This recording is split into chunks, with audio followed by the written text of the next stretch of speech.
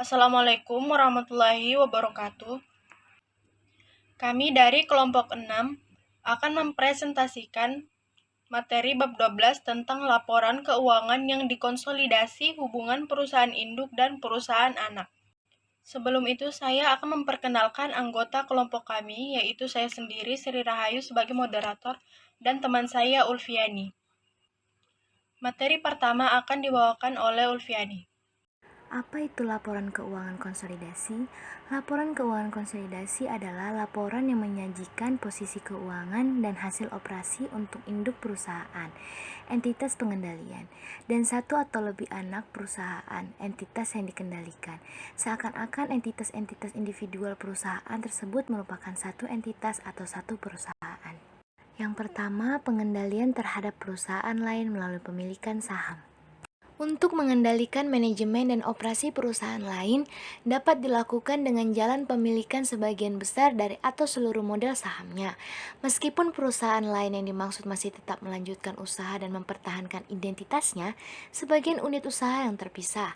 Dari segi ekonomis keadaan demikian itu sama seperti halnya pada merger atau konsolidasi. Karena dengan adanya pemilikan terhadap sebagian besar saham-saham, berarti kekayaan dan sumber-sumber dari perusahaan yang bersangkutan berada di bawah pengelolaan satu manajemen. Akan tetapi dari segi yuridis, terlepas dari seberapa besarnya pemilikan saham tersebut, masing-masing perusahaan masih harus dipandang sebagai unit usaha yang berdiri sendiri. Yang kedua, perusahaan induk dan holding company. Perusahaan induk, yaitu suatu perusahaan yang memiliki sebagian besar dari atau seluruh modal saham yang beredar dari perusahaan lain, sehingga berhak untuk mengendalikan operasi dan manajemen perusahaan lain tersebut. Holding company, yaitu apabila suatu perusahaan dibentuk dengan tujuan khusus untuk memiliki saham-saham dan mengendalikan operasi perusahaan lain, sumber pendapatannya berupa dividen dari saham-saham yang dimilikinya, sedangkan biaya-biaya operasi seluruhnya berupa biaya administratif sifatnya. Akan tetapi suatu holding company dimungkinkan untuk mempunyai usaha sendiri sebagaimana perusahaan-perusahaan pada umumnya baik di bidang perdagangan maupun industri. Untuk membedakannya dengan holding company, perusahaan ini dinamakan operating holding company. Sedangkan perusahaan-perusahaan yang manajemen dan operasinya dikendalikan baik oleh perusahaan induk maupun holding company disebut sebagai perusahaan anak. Yang ketiga, pencatatan investasi pada perusahaan anak. Pemilikan saham-saham oleh suatu perusahaan terhadap perusahaan lain dapat dilakukan dengan berbagai cara antara lain sebagai berikut. Yang pertama, pembelian langsung, tunai. Yang kedua, pertukaran dengan kekayaan aktiva lainnya. Yang ketiga, pertukaran dengan surat-surat berharga. Yang keempat, sifat-sifat laporan keuangan yang dikonsolidasi. Neraca perusahaan induk yang melaporkan pemilikan sahamnya pada perusahaan anak sebagai investasi dan perusahaan yang melaporkan hak-hak perusahaan induk atas perusahaannya sebagai modal saham. Kedua-duanya menunjukkan laporan keuangan dari perusahaan afiliasi sebagai unit usaha yang terpisah. Dilihat dari hubungannya dengan pihak ketiga, status yuridis perusahaan afiliasi harus dikesampingkan dan oleh sebab itu, pemilikan perusahaan induk atas perusahaan anak harus digabungkan dalam satu laporan keuangan sehingga menunjukkan informasi yang menyeluruh bahwa perusahaan-perusahaan tersebut merupakan satu kesatuan ekonomis. Dalam pembahasan hubungan kantor pusat dan cabang, pernah dijumpai laporan keuangan gabungan yang identik dengan laporan keuangan yang dikonsolidasi. Pada penyusunan laporan gabungan saldo, rekening-rekening aktiva dan hutang-hutang masing-masing digabungkan dan dianggap sebagai aktiva dan hutang kantor pusat. Dalam hal laporan konsolidasi antara perusahaan induk dan anaknya akan disusun, maka prosedur penyusunannya dilaksanakan sama dengan penyusunan laporan gabungan antara kantor pusat dan cabangnya. Untuk ini, perusahaan anak diperlakukan sama dengan kantor cabang. Dengan prosedur itu berarti aktiva dan hutang-hutang dari perusahaan anak digabungkan dengan aktiva dan hutang-hutang perusahaan induk. Sesuai dengan kelompok masing-masing, aktiva atau hutang yang bersangkutan sedang pos-pos yang sifatnya timbal balik yang menyebabkan gambaran adanya satu kesatuan itu tidak nampak lagi harus dieliminasi. Contoh 1. Penyusunan laporan gabungan antara kantor pusat dan kantor cabang. PT X yang bertempat kedudukan di Yogyakarta, bermaksud untuk membuka sebuah kantor cabang di Jakarta pada tanggal 1 Januari 1977. Untuk maksud tersebut, PTX telah mengirim uang tunai dan barang dagang masing-masing sebesar Rp100.000 dan Rp400.000. Berikut ini neraca PTX dan kantor cabang Jakarta sesaat setelah terjadinya transaksi tersebut. PTX Kantor Pusat Yogyakarta neraca per 1 Januari 1977. Pada aktiva, kas sebesar 200.000, piutang dagang sebesar 400.000, persediaan barang dagang sebesar 1.500.000, kantor cabang Jakarta sebesar 500.000, aktiva tetap sebesar 2.400.000, sehingga jumlah aktiva sebesar 5 juta rupiah. Pada utang dan modal, utang dagang sebesar 300.000, modal saham sebesar 3 juta rupiah, agio saham sebesar 1 juta rupiah, laba yang ditahan sebesar 700.000. Totalnya sebesar 4.700.000, sehingga jumlah utang dan modal sebesar 5 juta rupiah. Sedangkan PTX Kantor Cabang Jakarta neraca per 1 Januari 1977 pada aktiva kas sebesar 100.000, persediaan barang dagang sebesar 400.000, sehingga jumlah aktiva sebesar 500.000. Pada utang dan modal, kantor pusat sebesar 500.000 dan jumlah utang dan modal 500.000. PTX dan kantor cabangnya daftar lajur untuk penyusunan neraca gabungan per 1 Januari 1977. Rekening neraca jumlah debit pada kantor pusat sebesar 5 juta rupiah dan pada kantor cabang sebesar 500.000 rupiah. Rekening neraca jumlah kredit pada kantor pusat sebesar 5 juta rupiah dan pada kantor cabang sebesar 500.000 rupiah. PTX, neraca gabungan kantor pusat dan cabang per 1 Januari 1977. Pada aktiva lancar, kas sebesar 300.000, piutang dagang sebesar 400.000, persediaan barang sebesar 1.900.000, jumlah aktiva lancar sebesar 2.600.000, jumlah aktiva tetap sebesar 2.400.000. Maka jumlah aktiva sebesar 5 juta rupiah.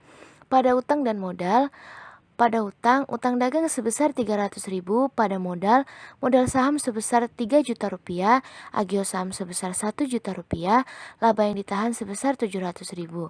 Jumlah modal sebesar 4.700.000, maka jumlah utang dan modal sebesar 5 juta rupiah.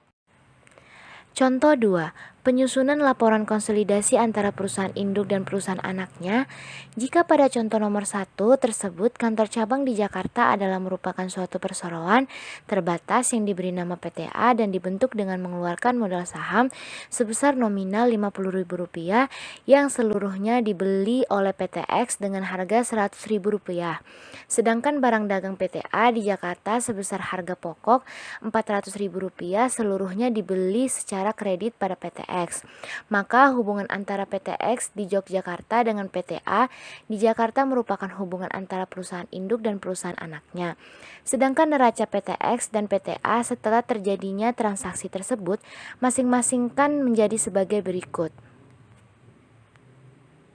PTX Yogyakarta neraca per 1 Januari 1977 pada aktiva lancar kas sebesar 200.000, piutang dagang sebesar 400.000, piutang kepada PTA sebesar 400.000, persediaan barang sebesar 1.500.000, sehingga jumlah aktiva lancar sebesar 2.500.000, aktiva tetap sebesar 2.400.000. Pada aktiva lain-lain, investasi saham-saham PTA sebesar 100.000, sehingga jumlah aktiva sebesar 5 juta rupiah. Pada utang dan modal, utang dagang sebesar 300.000, modal saham sebesar 3 juta rupiah, agio saham sebesar 1 juta rupiah, laba yang ditahan sebesar 700.000, sehingga jumlah modal sebesar 4.700.000, sehingga jumlah utang dan modal sebesar 5 juta rupiah. Pada PTA Jakarta, neraca per 1 Januari 1977, aktiva lancar kas sebesar 100.000, persediaan barang sebesar 400.000, sehingga jumlah aktiva sebesar 500.000. Pada hutang dan modal hutang dagang PTX sebesar 400.000, modal saham sebesar 50.000, agio saham sebesar 50.000, maka jumlah modal sebesar 100.000 sehingga jumlah hutang dan modal sebesar Rp500.000. Jurnal eliminasi yang diperlukan. Yang pertama, eliminasi saldo rekening timbal balik investasi saham pada perusahaan anak-anak. Merupakan kantor pusat dan cabangnya. Kantor pusat pada sisi debit sebesar 500.000, kantor cabang A sebesar 500.000 pada sisi kredit. Merupakan perusahaan induk anaknya. Modal saham PTA pada sisi debit sebesar 50.000, agio saham PTA pada sisi debit sebesar 50.000, investasi saham PTA pada sisi kredit sebesar 100.000. Yang kedua, eliminasi saldo hutang piutang. Merupakan perusahaan induk dan anaknya, hutang dagang PTX sebesar 400.000 pada sisi debit, piutang kepada PTA pada sisi kredit sebesar Rp400.000. Yang kelima, masalah-masalah umum yang dihadapi dalam penyusunan laporan konsolidasi. Pertama, periode di mana laporan atau neraca konsolidasi tersebut disusun. Misalnya, penyusunan neraca konsolidasi sesaat setelah terjadi kepemilikan saham-saham berbeda dengan neraca konsolidasi yang disusun 1 tahun periode, kemudian berhubungan telah terjadinya perubahan-perubahan di dalam pos-pos neraca. PTX dan perusahaan anaknya PTA daftar lajur untuk penyusunan neraca konsolidasi per 1 Januari 1977. Pada rekening neraca, jumlah debit pada PTX sebesar Rp5 juta dan pada PTA sebesar Rp500.000.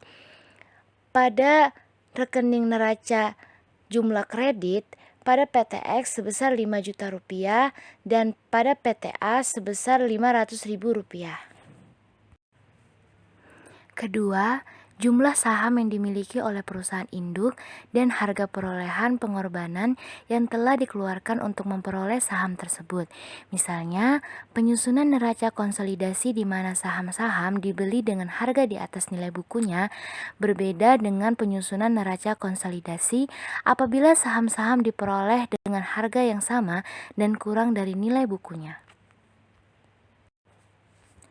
Yang keenam, pemilikan saham dari suatu perusahaan yang sudah berjalan.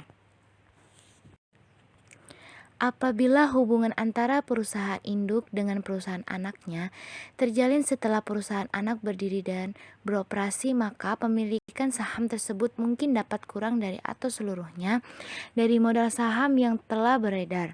Dalam hal pemilikan saham kurang dari 100% modal saham yang beredar, maka eliminasi terhadap saldo rekening investasi saham dilakukan tidak dari seluruh modal saham, hak-hak pemegang saham, melainkan sesuai dengan persentase pemilikannya, sedangkan jumlah selebihnya tetap dilaporkan dalam neraca konsolidasi sebagai hak para pemegang saham minoritas.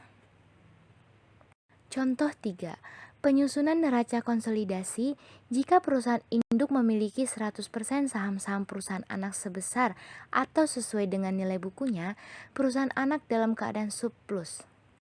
PT Dani membeli 250 lembar saham-saham PT Prambini pada tanggal 1 Januari 1976 di pasar modal dengan harga persis sama dengan nilai bukunya, yaitu sebesar Rp150.000 per lembar. Adapun kekayaan bersih PT Prambini pada tanggal tersebut terdiri dari aktiva sebesar Rp45 juta dan hutang-hutang sebesar Rp7.500.000. Sedangkan perincian hak-hak para pemegang saham pada saat tersebut sesuai dengan neraca pada tanggal yang sama adalah modal saham 250 lembar nominal Rp100.000 sebesar Rp25 juta. Laba yang ditahan sebesar Rp12.500.000. Jumlah Rp30.500.000. Dengan terjadinya transaksi tersebut, aktiva, hutang, dan hak-hak para pemegang saham PT Dani adalah sebagai berikut. Macam-macam aktiva, tidak termasuk investasi saham-saham PT Prambini sebesar 50 juta rupiah. Macam-macam hutang sebesar 12.500.000 rupiah. Hak-hak para pemegang saham, modal saham sebanyak 500 lembar, nominal 100.000 rupiah dengan sebesar 50 juta rupiah. Laba yang ditahan sebesar 25 juta rupiah. Sehingga jumlah transaksi tersebut sebesar 75 juta rupiah. PT Dani dan perusahaan anaknya PT Prambini. Daftar lajur untuk penyusunan neraca konsolidasi per Januari 1976 pada rekening-rekening neraca, jumlah debit pada PT Dani sebesar 80.500.000 rupiah, pada PT Prambini sebesar 45 juta rupiah. Jumlah kredit pada PT Dani sebesar 80.500.000 rupiah, pada PT Prambini sebesar 45 juta rupiah. Jumlah eliminasi pada sisi debit sebesar 30.500.000 rupiah, pada sisi kredit sebesar 30.500.000 rupiah.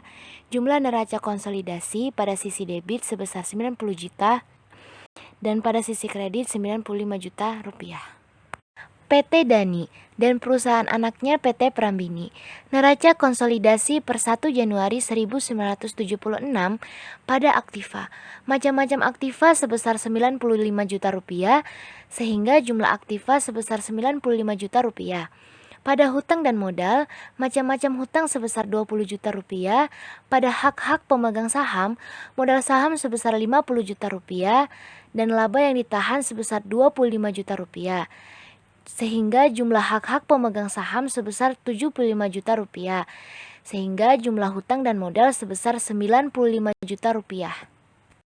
Contoh 4. Penyusunan neraca konsolidasi jika perusahaan induk memiliki 100% saham-saham perusahaan anak sebesar atau sesuai dengan nilai bukunya, perusahaan anak dalam keadaan defisit. Jika diperhatikan dari contoh nomor 3, khususnya mengenai komposisi hak-hak pemegang saham PT Prambini perusahaan anak, maka kekayaan bersih PT Prambini sebesar 37.500.000 rupiah dapat pula terjadi dengan komposisi di mana perusahaan tersebut dalam keadaan defisit. Misal komposisi hak-hak pemegang saham PT Prambini pada tanggal 1 Januari 1976 tersebut adalah sebagai berikut. Modal saham sebanyak 250 lembar nominal 200.000 rupiah sebesar 50 juta rupiah. Defisit sebesar 12.500.000 rupiah. Sehingga jumlah hak-hak pemegang saham sebesar 37.500.000 rupiah. PT Dani dan perusahaan anaknya PT Prambini. Daftar lajur untuk penyusunan neraca konsolidasi per 1 Januari 1976 pada rekening-rekening neraca, jumlah debit pada PT Dani sebesar 80.500.000 rupiah, pada PT Prambini sebesar 45 juta rupiah.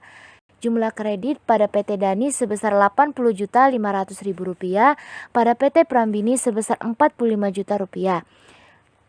Jumlah eliminasi pada sisi debit sebesar 62.500.000 rupiah, pada sisi kredit sebesar 62.500.000 rupiah, dan neraca konsolidasi pada sisi debit sebesar 95 juta rupiah, pada sisi kredit sebesar 95 juta rupiah. Contoh 5. Penyusunan neraca konsolidasi jika perusahaan induk memiliki sebagian besar atau kurang dari 100% saham-saham perusahaan anak sebesar atau sesuai dengan nilai bukunya. Perusahaan anak dalam keadaan surplus. Jika pada contoh nomor 3 di muka, PT Dani membeli 200 lembar saham-saham PT Prambini dengan harga 30 juta rupiah, dan pada tanggal 1 Januari 1976 setelah terjadinya transaksi tersebut disusun neraca konsolidasi. Maka daftar lajur untuk penyusunan neraca konsolidasi nampak sebagai PT Dani dan perusahaan anaknya PT Prambini. Daftar lajur untuk penyusunan neraca konsolidasi per 1 Januari 1976. Rekening-rekening neraca pada sisi debit investasi saham-saham PT Prambini pada PT Dani sebesar 30 juta rupiah. Eliminasi 80% modal saham sebesar 20 juta rupiah. Eliminasi 80% laba yang ditahan sebesar 10 juta rupiah. Macam-macam aktiva pada PT Dani sebesar 57.500. dan pada PT Prambini sebesar Rp45 juta. Neraca konsolidasinya sebesar Rp102.500.000. Total pada PT Dani sebesar Rp87.500.000 dan pada PT Prambini sebesar Rp45 juta. Pada sisi kredit, macam-macam hutang PT Dani sebesar Rp12.500.000 dan pada PT Prambini sebesar Rp7.500.000. Neraca konsolidasinya sebesar Rp20 juta. Modal saham PT Dani sebesar Rp50 juta. Neraca konsolidasinya sebesar Rp50 juta. Laba yang ditahan pada PT Dani sebesar Rp25 juta. Neraca konsolidasinya sebesar Rp25 juta. Modal saham PT Prambini sebesar Rp25 juta. Eliminasi 80% sebesar Rp20 juta. Pemilik saham minoritas 20% pada neraca konsolidasi sebesar Rp5 juta. Laba yang ditahan PT Prambini sebesar Rp12.500.000. Eliminasi 80% sebesar Rp10 juta. Pemilik saham minoritas 20% pada neraca konsolidasi sebesar Rp2.500.000. Jumlah keseluruhan dari PT Dani sebesar Rp87.500.000. Sedangkan pada PT Prambini sebesar Rp45 juta. Jumlah eliminasi pada sisi debit sebesar Rp30 juta dan pada sisi kredit sebesar Rp30 juta. Jumlah neraca konsolidasi pada sisi debit sebesar Rp102.500.000 dan pada sisi kredit sebesar Rp102.500.000. PT Dani dan perusahaan anaknya PT Prambini neraca konsolidasi per 1 Januari. Pada aktiva, macam-macam aktiva sebesar Rp102.500.000 sehingga jumlah aktiva sebesar Rp102.500.000. Pada hutang dan modal, macam-macam hutang sebesar Rp20 juta sehingga jumlah hutang sebesar Rp20 juta. Hak-hak pemegang saham minoritas pada modal saham sebesar Rp5 juta dan pada laba yang ditahan sebesar Rp2.500.000 sehingga totalnya sebesar Rp7.500.000. Perusahaan induk pada modal saham sebesar Rp50 juta dan pada laba yang ditahan sebesar Rp25 juta sehingga totalnya sebesar Rp75 juta. Total dari hak-hak pemegang saham minoritas ditambah perusahaan induk sebesar Rp82.500.000 sehingga jumlah keseluruhan hutang dan modal yaitu Rp20 juta ditambah Rp82.500.000 jumlahnya sebesar Rp102.500.000. Contoh 6. Penyusunan neraca konsolidasi jika pemilikan saham-saham perusahaan anak kurang dari 100% sebesar atau sesuai dengan nilai bukunya. Perusahaan dalam keadaan defisit. Jika dari contoh 5 sebelumnya, hak-hak para pemegang saham PT Prambini sebesar Rp37.500.000 tersebut terdiri dari modal saham 250 lembar nominal Rp200.000 atau sebesar Rp50 juta dan defisit sebesar Rp12.500.000. PT Dani membeli 200 lembar saham PT Prambini dengan harga seluruhnya Rp30 juta. Daftar lajur untuk penyusunan neraca konsolidasi pada tanggal 1 Januari 1976 akan nampak sebagai berikut. PT Dani dan perusahaan anaknya PT Prambini. Daftar lajur untuk penyusunan neraca konsolidasi per 1 Januari 1976. Rekening-rekening neraca pada debit, investasi saham PT Dani sebesar Rp30 juta. Eliminasi 80% modal saham sebesar Rp40 juta. Eliminasi 80% defisit sebesar Rp10 juta. Macam-macam aktiva pada PT Dani sebesar Rp57.500.000 dan pada PT Prambini sebesar Rp45 juta. Neraca konsolidasinya sebesar Rp102.500.000. Total pada PT Dani sebesar Rp87.500.000 dan pada PT Prambini sebesar Rp45 juta. Pada sisi kredit, macam-macam hutang pada PT Dani sebesar Rp12.500.000. dan pada PT Prambini sebesar Rp7.500.000. Neraca konsolidasinya sebesar Rp20 juta. Modal saham PT Dani sebesar Rp50 juta. Neraca konsolidasinya sebesar Rp50 juta. Laba yang ditahan PT Dani sebesar Rp25 juta. Neraca konsolidasinya sebesar Rp25 juta. Modal saham PT Prambini sebesar Rp50 juta. Eliminasi 80% sebesar Rp40 juta. Hak-hak pemegang saham minoritas, neraca konsolidasinya sebesar Rp10 juta. Defisit PT Prambini sebesar Rp12.500.000, eliminasi 80% sebesar Rp10 juta. Hak-hak pemegang saham minoritas neraca konsolidasinya sebesar Rp2.500.000. Jumlah keseluruhan dari PT Dani sebesar Rp87.500.000, sedangkan pada PT Prambini sebesar Rp45 juta. Jumlah eliminasi pada sisi debit sebesar Rp50 juta dan pada sisi kredit sebesar Rp50 juta. Jumlah neraca konsolidasi pada sisi debit sebesar Rp105 juta dan pada sisi kredit sebesar Rp105 juta. Dari daftar lajur tersebut di atas, kemudian dapat disusun neraca konsolidasi pada contoh nomor 5, kecuali terhadap perincian hak-hak pemegang saham minoritas sebesar Rp7.500.000.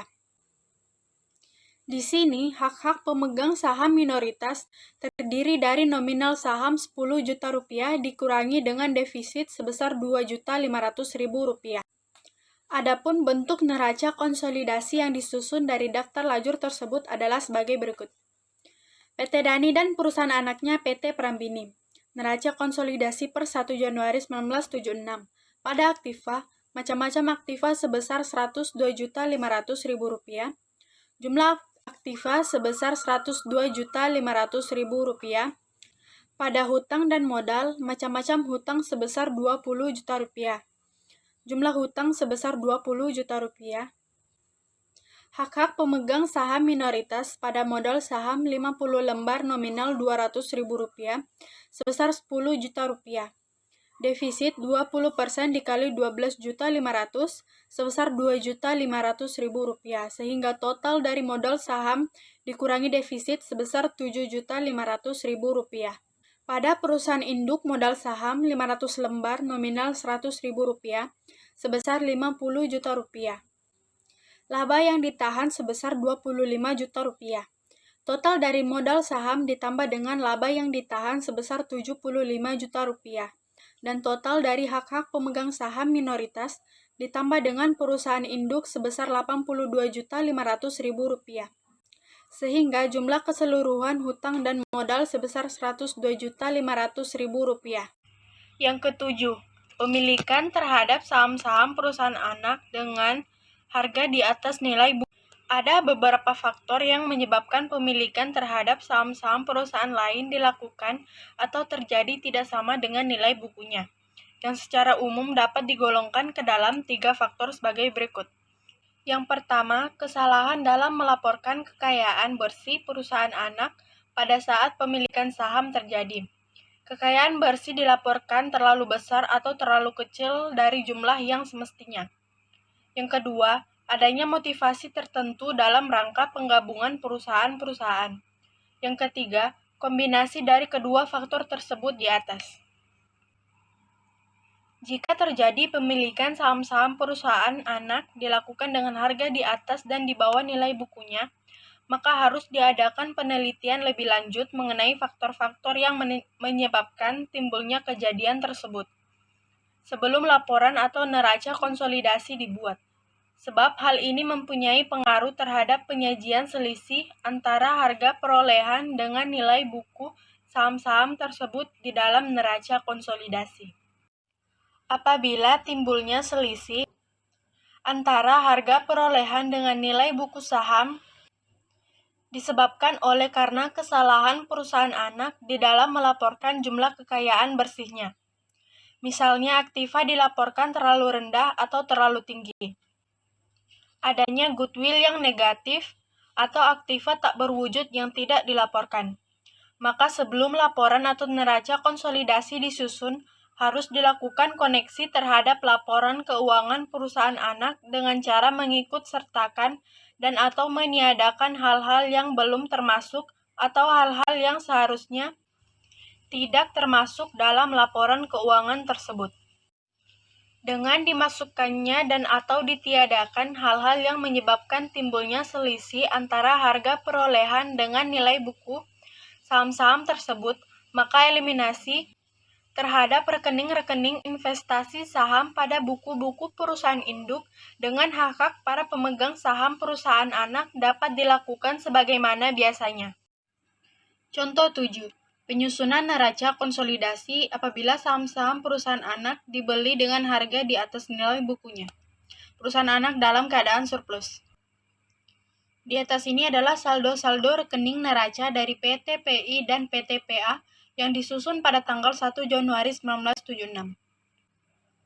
Pada posisi keuangan seperti tersebut, PT PI membeli secara tunai 75 lembar saham-saham PT PA dari para pemegang sahamnya dengan harga Rp10.000 per lembar.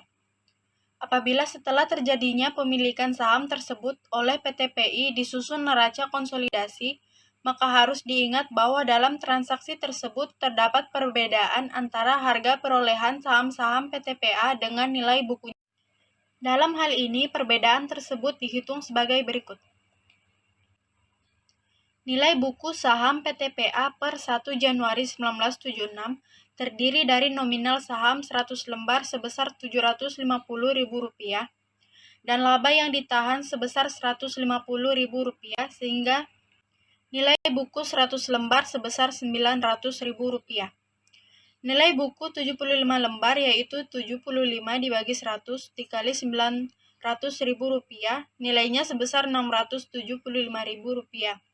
Dan pada harga beli saham 75 dikali Rp10.000 sebesar Rp750.000. Sehingga selisih harga perolehan di atas nilai buku saham sebesar Rp75.000. Jumlah tersebut dapat pula dihitung dengan cara sebagai berikut. Nilai buku per lembar saham pada tanggal 1 Januari 1976 yaitu Rp900.000 dibagi 100. Nilainya sebesar Rp9.000 per lembar. Harga beli per lembar saham sebesar Rp10.000 per lembar. Sehingga selisih harga perolehan per lembarnya sebesar Rp1.000.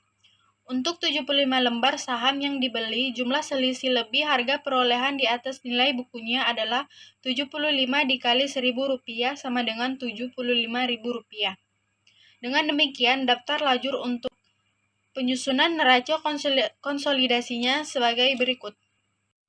PT PI dan perusahaan anaknya PT PA. Daftar lajur untuk penyusunan neraca konsolidasi per 1 Januari 1976. Rekening-rekening neraca pada aktiva yaitu kas pada PT PI sebesar Rp50.000 dan pada PT PA sebesar Rp50.000. Neraca konsolidasinya sebesar Rp100.000. Piutang dagang pada PT PI sebesar Rp200.000. Piutang dagang pada PT PA sebesar Rp150.000. Neraca konsolidasinya sebesar Rp350.000. Persediaan barang dagangan pada PT PI sebesar Rp250.000 dan pada PT PA sebesar Rp300.000. Neraca konsolidasinya sebesar Rp550.000. Aktiva tetap pada PT PI sebesar Rp1.250.000 dan pada PT PA sebesar Rp500.000. Sehingga neraca konsolidasinya sebesar Rp1.750.000. Investasi saham-saham PT PA pada PT PI sebesar Rp750.000. Eliminasi 75% modal saham sebesar Rp562.500. Eliminasi 75% laba yang ditahan sebesar Rp112.500.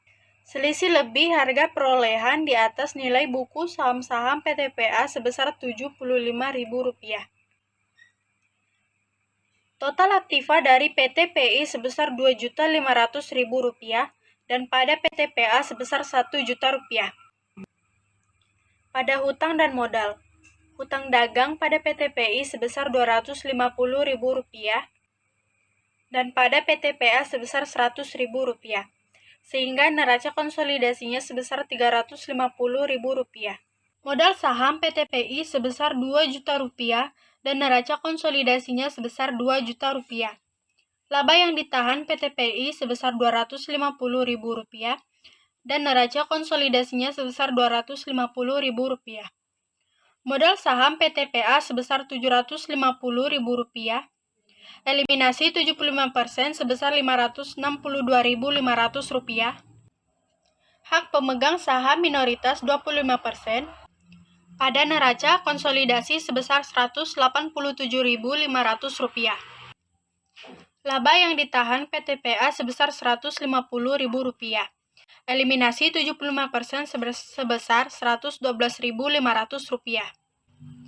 Hak pemegang saham minoritas 25%, pada neraca konsolidasi sebesar Rp37.500. Total hutang dan modal pada PTPI sebesar Rp2.500.000 dan pada PTPA sebesar Rp1 juta. Eliminasi pada debit sebesar Rp675.000 dan pada kredit sebesar Rp675.000. Neraca konsolidasi pada debit sebesar Rp2.825.000 dan pada kredit sebesar Rp2.825.000. Di dalam neraca konsolidasi tidak tampak lagi rekening investasi saham-saham PTPA yang pada saat pemilikannya oleh PTPI dicatat dengan jurnal, yaitu investasi saham-saham PTPA pada kas sebesar Rp750.000. Hal ini disebabkan karena saldo rekening tersebut yang merupakan perwujudan daripada rekening timbal balik telah dieliminasi sebagai nampak dalam kolom eliminasi pada daftar lajur penyusunan neraca konsolidasi. Adapun jurnal eliminasi tersebut adalah modal saham PTPA sebesar Rp562.500, laba yang ditahan PTPA sebesar Rp112.500, selisih lebih harga perolehan di atas nilai buku saham-saham PTPA sebesar Rp75.000, pada investasi saham-saham PTPA sebesar Rp750.000. Eliminasi terhadap saldo rekening investasi saham-saham PTPA tidak seluruhnya ditutup oleh nilai bukunya, atau bagian pemilikan atas nominal saham dan laba yang ditahan, sehingga masih terdapat sisa yang tercantum dalam neraca konsolidasi sebagai selisih lebih harga perolehan di atas nilai buku saham-saham PTPA sebesar Rp75.000. Di dalam neraca konsolidasi, saldo atau jumlah investasi PTPI pada PTPA sebesar Rp750.000 tidak lagi dinyatakan secara eksplisit dalam rekening investasi. Akan tetapi, oleh karena neraca konsolidasi dimaksudkan untuk menunjukkan bahwa PTPI dan PTPA merupakan satu kesatuan ekonomis, maka jumlah penyertaan tersebut akan nampak sebagai aktiva dikurangi dengan hutang-hutang dan bagian penyertaan dari para pemegang saham minoritas. Dengan demikian, manifestasi daripada jumlah penyertaan PTPI sebesar Rp750.000 tersebut pada tanggal 1 Januari 1976 adalah terdiri dari saldo debit, yaitu macam-macam aktiva PTPA sebesar Rp1 juta, ditambah selisih lebih harga perolehan di atas nilai buku saham-saham PTPA sebesar Rp75.000, sehingga jumlah saldo debit sebesar Rp1.075.000 dikurangi saldo kredit, yaitu macam-macam hutang PTPA sebesar Rp100.000, hak-hak pemegang saham minoritas sebesar Rp225.000, sehingga jumlah saldo kredit sebesar Rp325.000. Selisih debit atau sama dengan jumlah penyertaan PTPI pada PTPA sebesar Rp750.000. Neraca konsolidasi yang disusun dari daftar lajur tersebut adalah sebagai berikut. PTPI dan perusahaan anaknya PTPA. Neraca konsolidasi per 1 Januari 1976. Pada aktiva yaitu kas sebesar Rp100.000, piutang dagang sebesar Rp350.000, persediaan barang dagangan sebesar Rp550.000. Aktiva tetap sebesar Rp1.750.000. Selisih lebih harga perolehan di atas nilai buku saham-saham PTPA sebesar Rp75.000, sehingga jumlah aktiva sebesar Rp2.825.000. Pada hutang dan modal, yaitu hutang dagang sebesar Rp350.000, hak-hak pemegang saham minoritas, yaitu modal saham 25 lembar sebesar Rp187.500, laba yang ditahan sebesar Rp37.500, sehingga jumlahnya sebesar Rp225.000. Perusahaan induk, yaitu modal saham 200 lembar sebesar Rp2 juta, laba yang ditahan sebesar Rp250.000, sehingga jumlahnya sebesar Rp2.250.000. Total dari Rp225.000 ditambah Rp2.250.000 sebesar Rp2.475.000. Sehingga jumlah hutang dan modal yaitu sebesar Rp2.825.000. Contoh 8. Penyusunan neraca konsolidasi apabila saham-saham perusahaan anak dibeli dengan harga di atas nilai bukunya. Perusahaan anak dalam keadaan defisit. Jika pada contoh nomor 7, hak-hak para pemegang saham PTPA sebesar Rp900.000 tersebut terdiri dari modal saham 100 lembar nominal Rp10.000 sebesar Rp1 juta, defisit sebesar Rp100.000, sehingga jumlah hak-hak pemegang saham yaitu Rp1 juta dikurang Rp100.000 sama dengan Rp900.000. Pembelian 75 lembar saham oleh PTPI dengan harga Rp10.000 per lembar mengakibatkan terjadinya selisih lebih harga perolehan di atas nilai buku sebesar Rp75.000 atau sama dengan Rp750.000 dikurangi 75% dikali Rp900.000. Neraca konsolidasi yang disusun sesaat setelah terjadinya pemilikan saham-saham PTPA pada dasarnya akan menunjukkan keadaan keuangan yang sama dengan pada contoh nomor 7. Perbedaan yang ada terletak hanya pada perincian dari hak-hak para pemegang saham minoritas saja. Dilihat dari segi penyusunannya sendiri, perbedaan itu terdapat pada cara mengeliminasi saldo rekening investasi saham sebesar Rp750.000 tersebut. Dalam hal ini, jurnal eliminasi yang diperlukan seperti nampak di dalam daftar lajur sebagai berikut, yaitu modal saham PTPA 75% dikali Rp1 juta sama dengan Rp750.000. Selisih lebih harga perolehan di atas nilai buku saham-saham PTPA yaitu Rp75.000.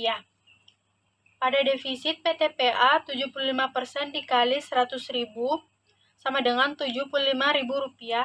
Investasi saham-saham PTPA yaitu sebesar Rp750.000. Daftar lajur untuk penyusunan neraca konsolidasi akan nampak sebagai berikut. PTPI dan perusahaan anaknya PTPA. Daftar lajur penyusunan neraca konsolidasi per 1 Januari 1976.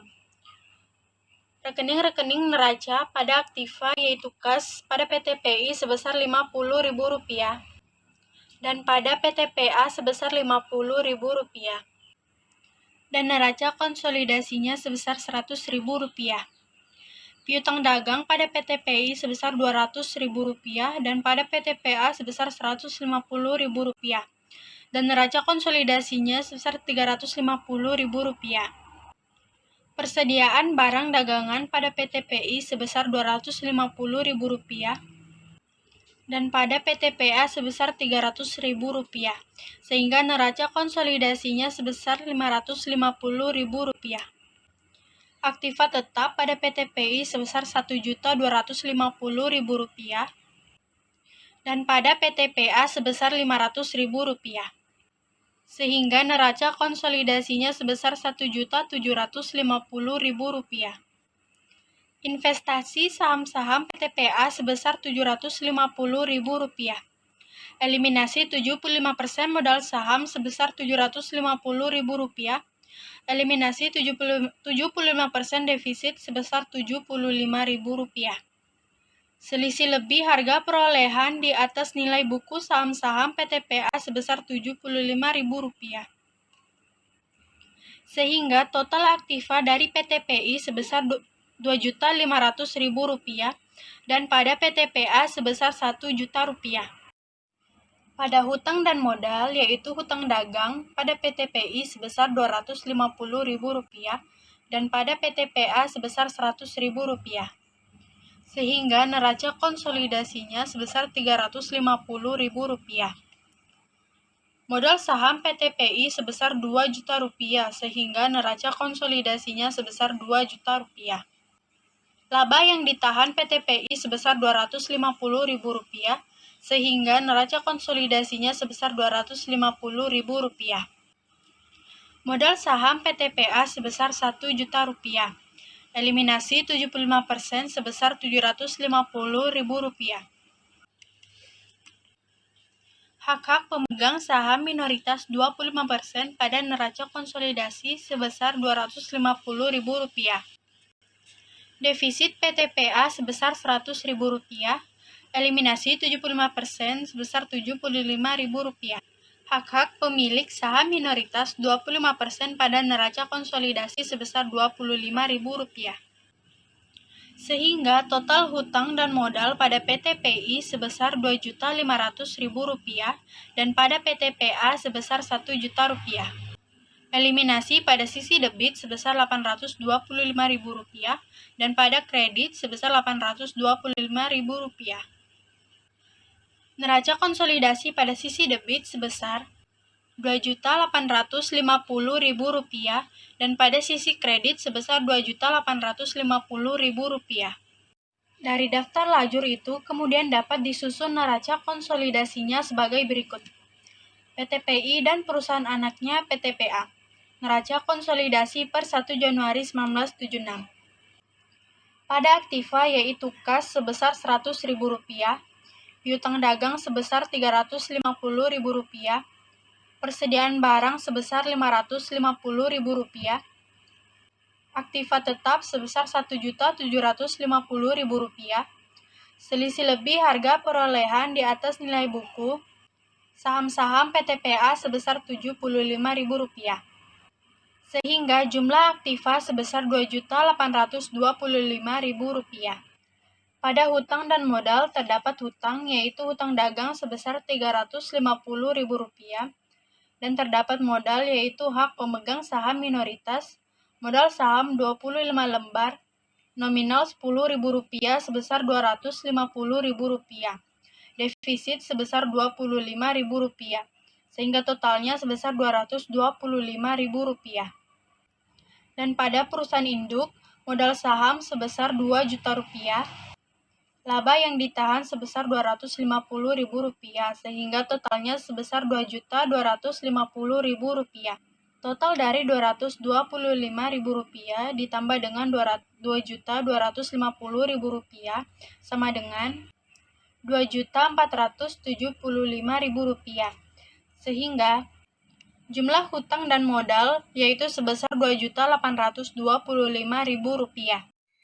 Contoh 9. Penyusunan neraca konsolidasi apabila saham-saham perusahaan anak dibeli dengan harga di bawah nilai bukunya. Perusahaan anak dalam keadaan surplus. Jika pada contoh nomor 7 pemilikan saham-saham PTPA sebanyak 75 lembar yang dilakukan pada tanggal 1 Januari 1976 tersebut dengan harga Rp8.000 per lembar, maka oleh PTPI transaksi ini akan dicatat sebagai berikut, yaitu investasi saham-saham PTPA pada kas sebesar Rp600.000. Jika pada tanggal yang sama setelah terjadinya transaksi tersebut disusun neraca konsolidasi, hal ini mengakibatkan terjadinya selisih lebih nilai buku di atas harga perolehan saham-saham PTPA sebesar Rp75.000 atau sama dengan 75% dikali 900.000 dikurangi 600.000. Dengan demikian, eliminasi terhadap saldo rekening investasi saham-saham PTPA tidak cukup ditutup dengan eliminasi terhadap bagian pemilikan atas nominal saham dan laba yang ditahan PTPA pada tanggal 1 Januari 1976. Adapun jurnal eliminasi yang dibuat oleh PTPI adalah sebagai berikut, yaitu modal saham PTPA sebesar Rp562.500, laba yang ditahan PTPA sebesar Rp112.500 pada investasi saham-saham PTPA sebesar Rp600.000, selisih lebih nilai buku di atas harga perolehan saham-saham PTPA sebesar Rp75.000. Akan tetapi, sesuai dengan tujuan penyusunan neraca konsolidasi, jumlah penyertaan tersebut nampak sebagai bagian atas total aktiva setelah dikurangi dengan jumlah hutang. Hak pemegang saham minoritas dan saldo selisih lebih nilai buku di atas harga perolehan saham-saham PTPA. Dengan demikian, di dalam neraca konsolidasi perwujudan daripada jurnal penyertaan PTPI sebesar Rp600.000 pada tanggal 1 Januari 1976 adalah terdiri dari saldo debit macam-macam aktiva PTPA sebesar Rp1 juta, dikurangi dengan saldo kredit hutang dagang sebesar Rp100.000, hak pemegang saham minoritas 25% dikali Rp900.000, hasilnya sebesar Rp225.000, dan selisih lebih nilai buku di atas harga perolehan saham-saham PTPA sebesar Rp75.000, sehingga hasilnya sebesar Rp400.000. Jumlah penyertaan PTPI 1 juta dikurangi Rp400.000 sama dengan Rp600.000. Adapun daftar lajur untuk penyusunan neraca konsolidasi dan neraca konsolidasi yang dibuat pada tanggal 1 Januari 1976 masing-masing nampak sebagai berikut. PTPI dan perusahaan anaknya PTPA. Daftar lajur untuk penyusunan neraca konsolidasi per 1 Januari 1976. Rekening-rekening neraca pada aktiva, yaitu kas PTPI sebesar Rp200.000 dan PTPA sebesar Rp50.000, sehingga neraca konsolidasinya sebesar Rp250.000. Piutang dagang pada PTPI sebesar Rp200.000, pada PTPA sebesar Rp150.000, sehingga neraca konsolidasinya sebesar Rp350.000. Persediaan barang dagangan pada PTPI sebesar Rp250.000 dan pada PTPA sebesar Rp300.000, sehingga neraca konsolidasinya sebesar Rp550.000. Aktiva tetap pada PTPI sebesar Rp1.750.000 dan pada PTPA sebesar Rp500.000, sehingga neraca konsolidasinya sebesar Rp1.750.000. Investasi saham-saham PTPA sebesar Rp600.000. Eliminasi 75% modal saham sebesar Rp562.500. Eliminasi 75% laba yang ditahan sebesar Rp112.500. Selisih lebih nilai buku di atas harga perolehan saham-saham PTPA pada neraca konsolidasi sebesar Rp75.000. Sehingga total aktiva pada PTPI sebesar Rp2.500.000 dan pada PTPA sebesar Rp1 juta. Pada hutang dan modal, hutang dagang pada PTPI sebesar Rp250.000 dan pada PTPA sebesar Rp100.000, sehingga neraca konsolidasinya sebesar Rp350.000. Modal saham PTPI sebesar Rp2 juta, sehingga neraca konsolidasinya sebesar Rp2 juta. Laba yang ditahan PTPI sebesar Rp250.000, sehingga neraca konsolidasinya sebesar Rp250.000. Modal saham PTPA sebesar Rp750.000. Eliminasi 75% sebesar Rp562.500. Hak pemegang saham minoritas 25% pada neraca konsolidasi sebesar Rp187.500. Laba yang ditahan PTPA sebesar Rp150.000, eliminasi 75% sebesar Rp112.500. Hak pemegang saham minoritas 25% pada neraca konsolidasi sebesar Rp37.500, sehingga total hutang dan modal pada PTPI sebesar Rp2.500.000 dan pada PTPA sebesar Rp1.000.000. Eliminasi pada sisi debit sebesar Rp675.000 dan pada sisi kredit sebesar Rp675.000. Neraca konsolidasi pada sisi debit sebesar Rp2.900.000 dan pada sisi kredit sebesar Rp2.900.000. Dari daftar lajur tersebut dapat disusun neraca konsolidasi yaitu sebagai berikut. PTPI dan perusahaan anaknya PTPA. Neraca konsolidasi per 1 Januari 1976. Pada aktiva, kas sebesar Rp250.000, piutang dagang sebesar Rp350.000, persediaan barang dagangan sebesar Rp550.000. Aktiva tetap sebesar Rp1.750.000 sehingga jumlah aktiva sebesar Rp2.900.000.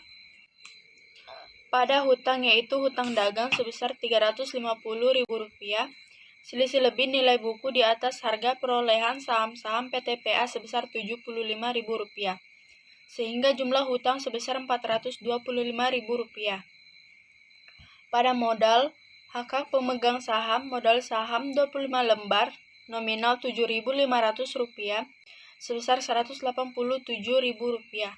Laba yang ditahan sebesar Rp37.000, totalnya sebesar Rp225.000. Perusahaan induk modal saham Rp2 juta, laba yang ditahan sebesar Rp250.000, totalnya sebesar Rp2.250.000. Total dari Rp225.000 ditambah Rp2.250.000 yaitu sebesar Rp2.475.000, sehingga jumlah keseluruhan hutang dan modal Rp425.000 ditambah Rp2.475.000 sama dengan Rp2.900.000. Contoh 10. Penyusunan neraca konsolidasi apabila saham-saham perusahaan anak dibeli dengan harga di bawah nilai bukunya. Perusahaan anak dalam keadaan defisit. Apabila pada contoh nomor 9 tersebut sebelumnya, transaksi pembelian saham-saham PTPA oleh PTPI terjadi pada saat di mana posisi hak para pemegang saham PTPA sebesar Rp900.000, terdiri dari modal saham 100 lembar nominal Rp10.000 sama dengan Rp1 juta, dan saldo defisit sebesar Rp100.000, dan kemudian disusun neraca konsolidasi pada tanggal yang sama, maka jurnal eliminasi yang diperlukan adalah sebagai berikut. Modal saham PTPA sebesar Rp750.000 pada investasi saham-saham PTPA sebesar Rp600.000. Selisih lebih nilai buku di atas harga perolehan saham-saham PTPA sebesar Rp75.000. Defisit PTPA sebesar Rp75.000. Daftar lajur untuk penyusunan neraca konsolidasi nampak sebagai berikut. PTPI dan perusahaan anaknya PTPA. Daftar lajur untuk penyusunan neraca konsolidasi per 1 Januari 1976. Rekening-rekening neraca pada aktiva, kas pada PTPI sebesar Rp200.000, pada PTPA sebesar Rp50.000, sehingga neraca konsolidasinya sebesar Rp250.000. Piutang dagang pada PTPI sebesar Rp200.000 dan pada PTPA sebesar Rp150.000, sehingga neraca konsolidasinya sebesar Rp350.000. Persediaan barang dagangan pada PTPI sebesar Rp250.000 dan pada PTPA sebesar Rp300.000, sehingga neraca konsolidasinya sebesar Rp550.000. Aktiva tetap pada PTPI sebesar Rp1.250.000 dan pada PTPA sebesar Rp500.000, sehingga neraca konsolidasinya sebesar Rp1.750.000. Investasi saham-saham PTPA sebesar Rp600.000. Eliminasi 75% modal saham sebesar Rp750.000. Eliminasi 75% defisit sebesar Rp75.000. Selisih lebih nilai buku di atas harga perolehan saham-saham PTPA sebesar Rp75.000. Total dari aktiva PTPI sebesar Rp2.500.000 dan pada PTPA sebesar Rp1.000.000. Pada hutang dan modal, hutang dagang PTPI sebesar Rp250.000 dan pada PTPA sebesar Rp100.000, sehingga neraca konsolidasinya sebesar Rp350.000. Modal saham PTPI sebesar Rp2.000.000, sehingga neraca konsolidasinya sebesar Rp2.000.000. Laba yang ditahan PTPI sebesar Rp250.000, sehingga neraca konsolidasinya sebesar Rp250.000. Modal saham PTPA sebesar Rp1.000.000, eliminasi 75% sebesar Rp750.000. Hak pemegang saham minoritas pada neraca konsolidasi sebesar Rp250.000. Defisit PTPA sebesar Rp100.000. Eliminasi 75% sebesar Rp75.000. Hak pemegang saham minoritas 25% pada neraca konsolidasi sebesar Rp25.000. Total hutang dan modal pada PTPI sebesar Rp2.500.000 dan pada PTPA sebesar Rp1.000.000. Eliminasi pada sisi debit sebesar Rp825.000 dan pada sisi kredit sebesar Rp825.000. Neraca konsolidasi pada sisi debit sebesar Rp2.925.000 dan pada sisi kredit sebesar Rp2.925.000. Dari daftar lajur tersebut, dapat disusun neraca konsolidasi, yaitu nampak sebagai berikut. PTPI dan perusahaan anaknya PTPA. Neraca konsolidasi per 1 Januari 1976. Pada aktiva, kas sebesar Rp250.000, piutang dagang sebesar Rp350.000, persediaan barang dagangan sebesar Rp550.000. Aktiva tetap sebesar Rp1.750.000, sehingga jumlah aktiva sebesar Rp2.900.000.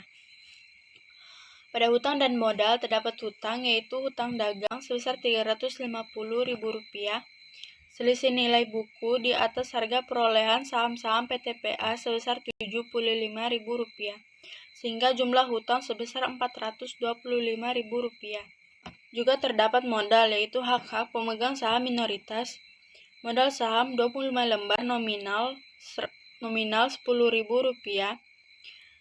sebesar Rp250.000 dikurangi defisit sebesar Rp25.000, hasilnya sebesar Rp225.000. Pada perusahaan induk, modal saham sebesar Rp2.000.000, laba yang ditahan sebesar Rp250.000. Jumlahnya sebesar Rp2.250.000. Jumlah modalnya sebesar Rp2.475.000, sehingga total hutang dan modal yaitu Rp425.000 ditambah Rp2.475.000 sama dengan Rp2.900.000. Demikian presentasi dari kelompok kami. Mohon maaf apabila ada kesalahan. Sekian dan terima kasih. Wassalamualaikum warahmatullahi wabarakatuh.